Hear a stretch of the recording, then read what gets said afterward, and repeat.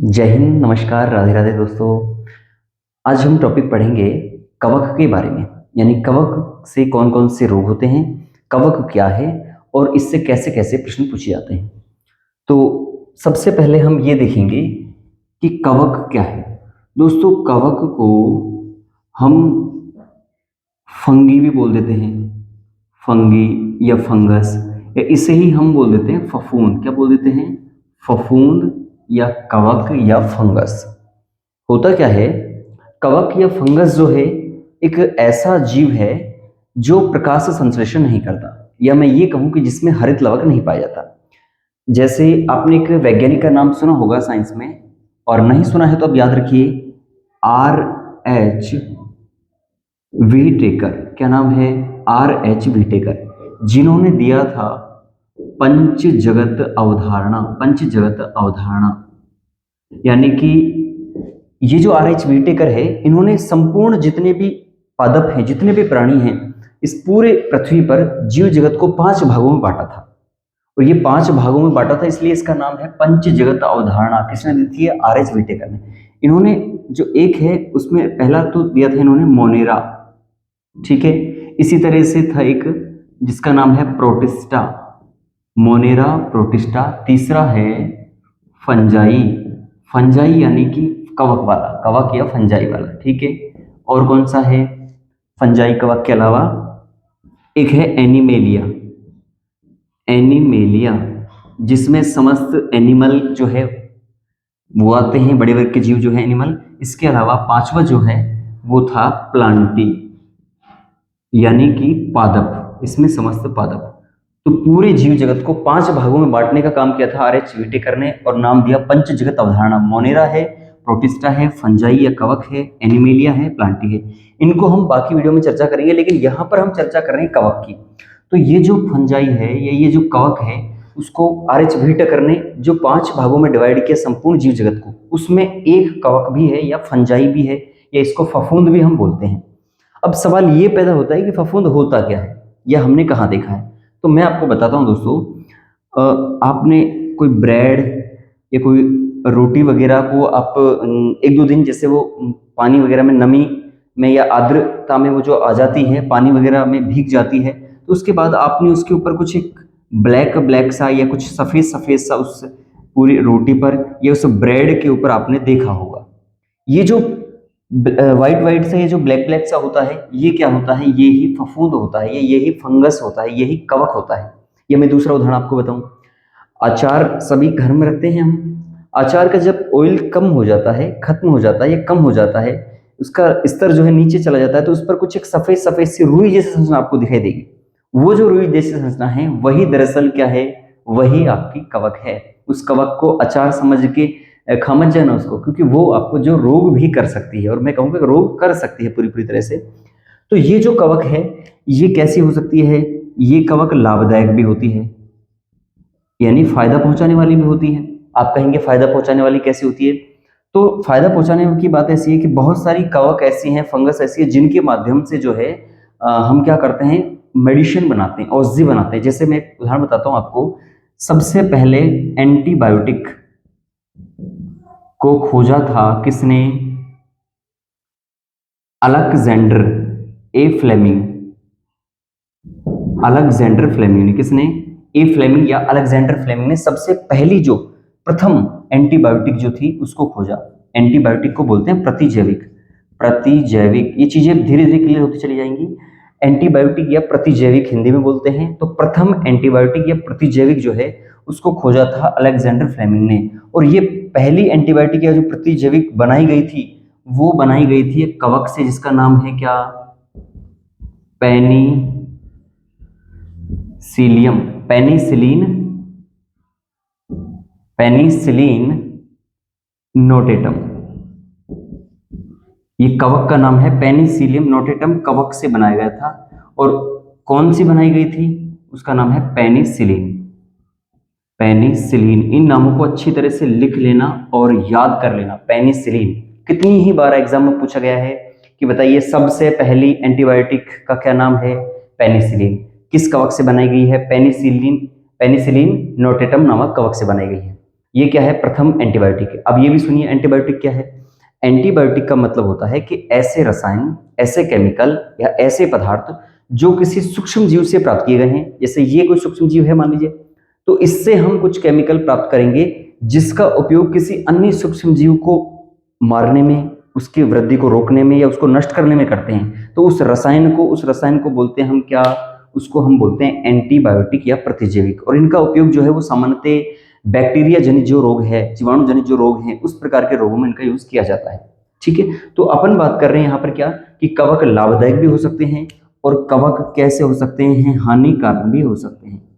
तो लाभदायक जो कवक है उनका एक तो आपने तरीका ये देख लिया कि जैसे हम देख रहे हैं कि एंटीबायोटिक बना रहे हैं, इससे औषधि बना रहे हैं, बहुत सारी औषधि से बनाते हैं। इसके अलावा बहुत सारी कवक जो है वो भोजन के रूप में भी काम आती है ना, दवाइयों के रूप में के साथ साथ भोजन के रूप में भी इनका यूज करते हैं। इसके अलावा कुछ कवक ऐसी हैं जो हानिकारक हैं।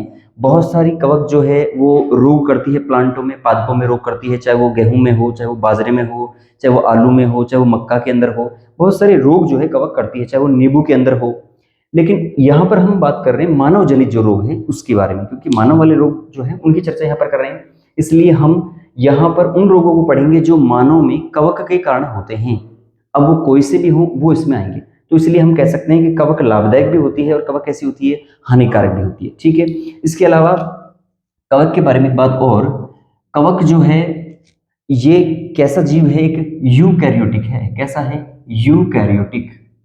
यूकैरियोटिक का मतलब ये है कि कवक जो होती है उनकी कोशिका विकसित प्रकार की होती है। जैसे विकसित जीव होते हैं ठीक वैसे ही उनकी कोशिका कैसी होती है, विकसित प्रकार की होती है। इसलिए हम कहेंगे यूकैरियोटिक प्रकार की है कोशिका, जिसमें सभी दोहरी झिल्ली वाले कोशिकांग, चाहे वो लाइसोसोम है, गोल्जिकाएं हैं, माइटोकॉन्ड्रिया है, ये सारी चीजें पाई जाती हैं। लेकिन इनमें क्या नहीं पाया जाता, इनमें हरित लवक नहीं पाया जाता, यानी कि कवक जो है वो प्रकाश संश्लेषण नहीं कर सकती। जैसे पादप करते हैं ना, हरी पादप है, शैवाल है, जो प्रकाश संश्लेषण से अपना भोजन बनाते हैं, ऐसे कवक अपना भोजन नहीं बनाती।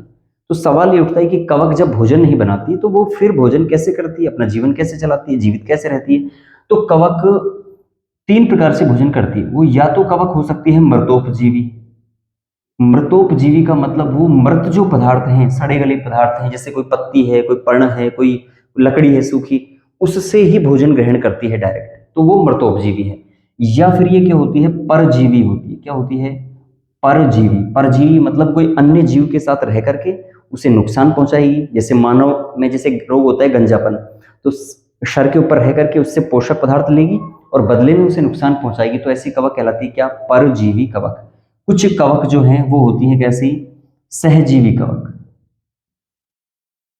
सहजीवी यानी वो किसी जीव के साथ रह करके और उसे जो है लाभ पहुंचाती है, दोनों एक दूसरे को लाभ पहुंचाते हैं। तो इस तरह से मृतोपजीवी होती है, परजीवी भी होती है और कैसी होती है, सहजीवी भी होती है। लेकिन कवक स्वपोषी नहीं होती, मतलब प्रकाश संश्लेषण करने की सक्षमता इसमें नहीं होती। ये हम याद रखेंगे। ठीक है, आगे देखिए, ये जो कवक है, ये तो एक बार आप इनका स्क्रीनशॉट ले लें, तो हम ये याद रखेंगे कि कवक को 5 जगत अवधारणा जो दी थी आर.एस. व्हिटेकर ने, उन्होंने इन 5 भागों में बांटा। तो एक भाग क्या है, कवक भी है। ठीक है, इसको लिख लेते हैं अपन। अब हम आगे बढ़ते हैं कवक में, कि कवक किस प्रकार से रोग उत्पन्न करती है। अभी तक आपको ये तो पता लग ही गया हमें कि कवक क्या है, कैसे इनसे जो है भोजन ये करती हैं, अपना जीवन जीविका चलाती हैं, ये हमें पता लगा यहाँ पर। अब करेंगे कि ये कवक जनित रोग क्या है, ये कौन कौन से रोग हैं। तो ऊपर लिखा ही हुआ है कवक व कवक जनित रोग। दोस्तों कवक जनित रोगों में सबसे पहले हम यहां लिख देते हैं, एक ट्रिक से आप याद रखिए, ट्रिक से हम याद रखेंगे कवक जनित रोग। तो ट्रिक ये है कि गंजा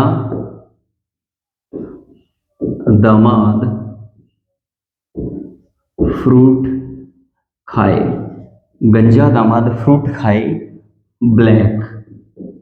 अब ये ट्रिक भी बड़ी अजीब से है कि गंजा जो दामाद है वो फ्रूट खाए, फल खाए, यानी कि और वो भी कैसा, ब्लैक। गंजा दामाद फ्रूट खाए कैसा, ब्लैक। ठीक है, अब ब्लैक फ्रूट में क्या क्या होता है वो आप मुझे कमेंट करके बता सकते हैं कि कौन कौन से फ्रूट जो है वो ब्लैक होते हैं। खैर आते हैं अपन टॉपिक के ऊपर।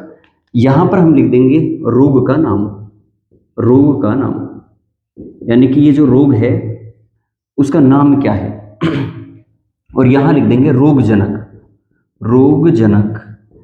या इसको बोलते हैं रोग कारक, जिसके कारण रोग होता है, जिसके कारण कवक जनित जो रोग है वो होता है, वो हम यहाँ पर देख लेंगे। ठीक है, इसमें तो देखिए सबसे पहले हम जैसे बात करते हैं यहाँ पर फर्स्ट में क्या है, गंजा, तो यहाँ पर लिख देंगे गंजा। गंजा से जो रोग होगा वो कौन सा हो जाएगा, गंजापन। काफी बार पूछ लेते हैं गंजापन रोग किस कवक के कारण होता है, तो इसके बारे में याद रखेंगे। सेकंड जो रोग है वो कौन सा है, दामाद। दामाद से याद रखेंगे, यहाँ पर लिख देते हैं दामाद। ये दा किसने लिख दिया, दामाद। ठीक है, दामाद से जो रोग होगा वो होगा क्या, दमा। बस इससे दमा से, दामा से लिख देंगे, बाकी इसको छोड़ देंगे, दमा। ये दमा जो है इसको एक नाम और बोलते हैं, इसे बोलते हैं एस्पर जिलोसिस। एस्पर, इसको इधर लिख देते हैं यहां पर, वरना वहां नहीं आएगा नहीं, एस्पर जिलोसिस, जी एस्परजिलोसिस।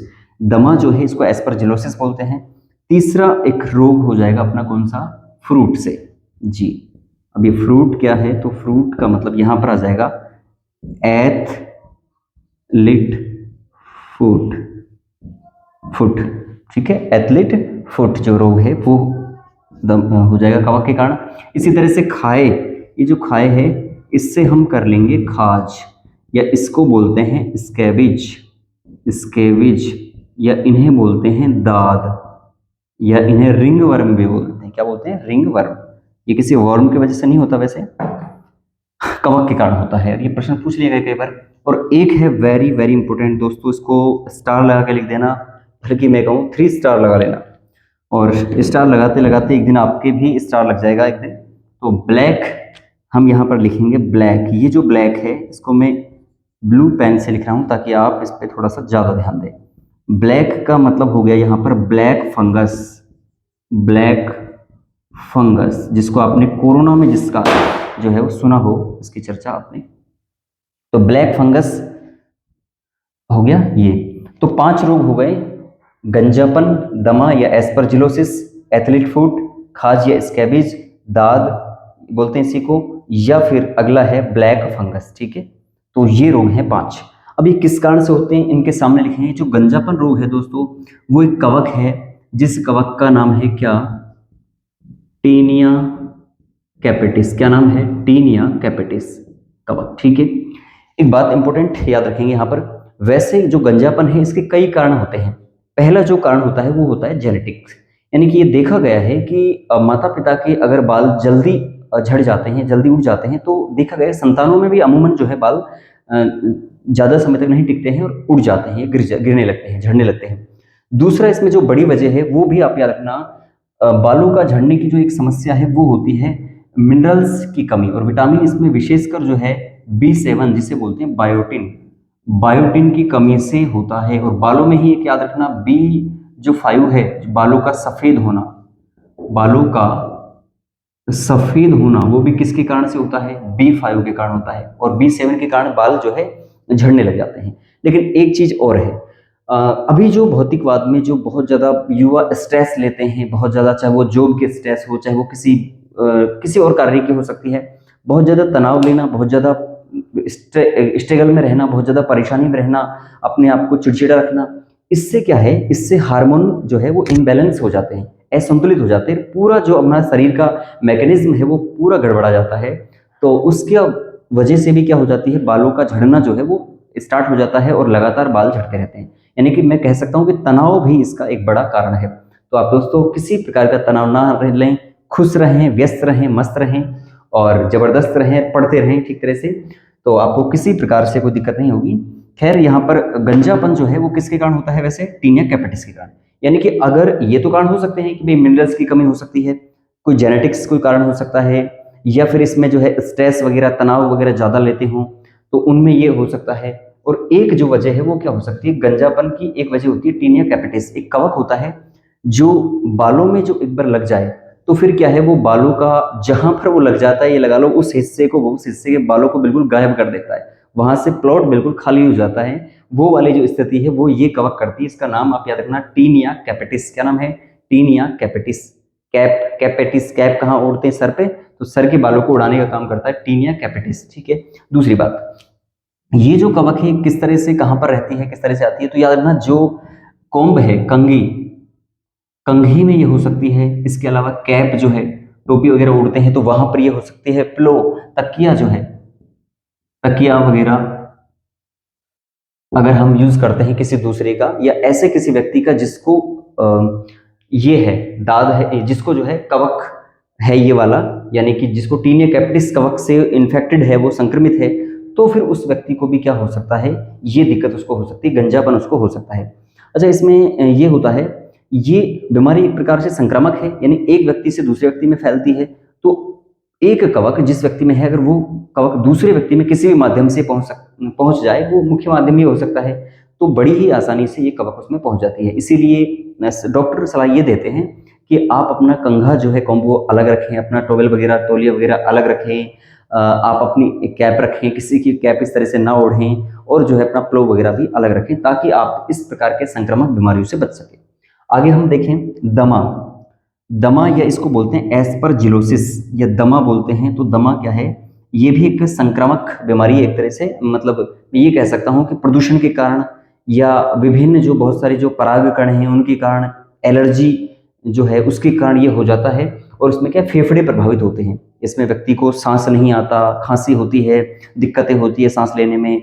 तो ये है दमा या एस्परजिलोसिस। इसका जो रोगजनक जो कवक है वो है एस्परजिलोसिस, एस्परजिलस, एस्परजिलस। क्या नाम है कवक का, एस्परजिलस कवक। तो याद रखना, दमा या एस्परजिलोसिस नाम रोग जो है वो एस्परजिलस कवक के कारण होता है। फिर है एथलीट फुट। तो एथलीट फुट इसे बोलते हैं, मतलब इसमें क्या है, पैर जो है, पैरों में, पैरों की उंगलियां जो है, उंगलियों के मध्य में एक कुछ ऐसी संरचनाएं बन जाती है जहां पर खुजली चलती है तेज, जो है बहुत तेज। और इसमें अमूमन ये होता ऐसे है कि अगर कोई व्यक्ति मान लीजिए बाथरूम वगैरह में या पानी में नंगे पैर जो है बहुत ज़्यादा इस तरह से वो करता है, ज़्यादा यूज़ करता है पानी का, या पानी में नंगे पैर ज़्यादा घूमता है, और वहाँ पर अगर कोई कवक है, तो उस कंडीशन में उस व्यक्ति को क्या हो सकता है, एथलीट फुट हो सकता है। और इसकी जो कवक है वो हम याद रखें, टीनिया पेडिस। क्या नाम है कवक का, टीनिया पेडिस। तो टीनिया पेडिस नामक जो कवक है उसके द्वारा एथलीट फुट होता है, ये रोग इसमें होता है ना। इसी तरह से है खाज या स्कैबिज या दाद इसे बोलते हैं। तो ये किसके कारण होता है, इसका है ट्राइकोफाइटोन। क्या नाम है, ट्राइकोफाइटोन। ट्राइकोफाइटोन जो कवक है, ट्राइकोफाइटोन कवक के कारण खाज, स्कैबिज या दाद हो जाता है। यानी कि दाद में क्या है, इस प्रकार से चकत्ते से हो जाते हैं स्किन पर, स्किन इसमें प्रभावित होती है, चकत्ते से दाने दाने से हो जाते हैं, और वहां पर तेज जो है खुजली चलती है, और इसमें बाद में ब्लीडिंग भी होने लग जाती है, और बहुत ही भयंकर स्थिति ये हो जाती है। और ये मुख्य रूप से जो होता है साफ सफाई की कमी के कारण होता है, साफ सफाई की कमी नहीं है। और ये मुख्य रूप से जैसे जननांग के आसपास के जो पार्ट हैं, ये जो संवेदनशील ऑर्गन्स हैं, वहां पर संभावना ज्यादा रहती है। ये तो पूरी बॉडी में कहीं पर भी हो सकता है, लेकिन जहां पर जो है ऐसे सेंसिटिव जो ऑर्गन्स हैं वहां पर संभावना ज्यादा रहती है कि ट्राइकोफाइटोन कवक जो है वो आक्रमण करे और वहां पर जो है संक्रमित करे एक तरह से स्किन को। दूसरा ये है कि ऐसे लोग जो रोगी व्यक्ति के संपर्क में आ जाते हैं, जिसको पहले से ट्राइकोफाइटिन कवक ने संक्रमित किया हुआ है, अगर उसके संपर्क में आते हैं तो उस स्थिति में भी क्या होता है, ट्राइकोफाइटोन जो है उस व्यक्ति पर चला जाता है और उसको भी क्या हो जाता है, खाज, स्कैबिज या दाद जो है वो हो जाता है।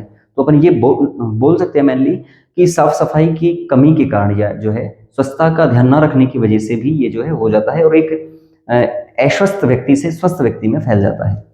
फिर है ब्लैक फंगस। ब्लैक फंगस जो है ये होता है म्यूकर कवक से। क्या किससे होता है, म्यूकर कवक से होता है ब्लैक फंगस। और black fungus very very dangerous एक डिजीज मान सकते हैं हम इसको। आपने देखा होगा कोरोना के ठीक बाद में जो स्थिति आई थी, जो सेकंड वेव आई थी, जिसमें क्या है कि बहुत ज़्यादा जनहानि हुई थी, बहुत मृत्यु दर जिसमें ज़्यादा था पहले की बजाय। तो वहाँ पर ये देखा गया कि जिन व्यक्तियों को पहले कोरोना हो चुका था, कोविड-19 जिनको हो चुका था, उनमें एक भयंकर बीमारी देखने को मिली जिसका नाम है ब्लैक फंगस, काली फफूंद, इसे हिंदी बोलते हैं काली फफूंद या ब्लैक फंगस। इसमें क्या है कि ज़्यादा स्थिति अगर घातक है तो व्यक्ति की जो है नेत्र वो भी चली जाती है, दिखना बिल्कुल बंद हो जाता है। तो इसके लक्षण भी यही है, व्यक्ति को धुंधला दिखना स्टार्टिंग में, फीवर आना, खून की उल्टी हो जाना, और उन लोगों में ये ज़्यादा घातक है जिनका रोग प्रति रक्षा तंत्र जो है वो बिल्कुल कमजोर हो जाता है, बिल्कुल वीक हो जाता है वो। जैसे एड्स के रोगी है, या कोरोना के जो पेशेंट है, या कैंसर के जो पेशेंट है, उनमें देखा गया है कि इसकी जो है जनहानि ज़्यादा देखी गई है, या उनमें जो है मृत्यु दर वो बहुत ज़्यादा पाई गई है। इसलिए ये जो ब्लैक फंगस है वो देखा गया कोरोना के ठीक बाद में आई। इसके बहुत सारे कारण हो सकते हैं, जिसमें एक कारण ये भी है कि कोरोना में जब ऑक्सीजन सिलेंडरों की आवश्यकता हुई तो बिना साफ सफाई किए हुए ही ऑक्सीजन सिलेंडरों का यूज होने लगा। तो उस ऑक्सीजन के साथ भी ये देखा गया, ये माना गया कि वहां से भी वो फंगस जो है आ सकती है, और वहां फिर उस पेशेंट को डायरेक्ट गई वो, तो उससे बहुत ज़्यादा दिक्कत हुई।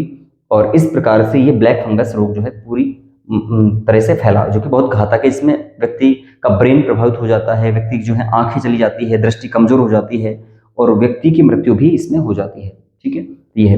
लेकिन मृत्यु की जो स्थिति है वो ज्यादातर उन रोगियों में देखी गई जिनमें इम्यूनिटी, रोगों से लड़ने की जो क्षमता है वो बहुत कम हो गई या बिल्कुल खत्म हो गई, जैसे एड्स में होता है, जैसे कैंसर में होता है, या जैसे मैं कहूँ कि कोरोना में भी हो गया, है ना, वो सारी स्थिति। तो आप इसमें याद रखना, एक तरह से प्रश्न पूछा जाएंगे इसमें, आपको सीधा दे देंगे वहां पर कि बताइए कौन सा रोग निम्न में से जो है कवक जनित रोग है, या कवक के कारण होता है। तो आप बताएंगे इसमें से ये जो रोग है वो कवक के कारण होने वाले हैं। ठीक है, इसके अलावा आपसे पूछे बताइए दमा जो है वो किस कवक के कारण होता है, या एथलीट फुट किस कवक के कारण होता है।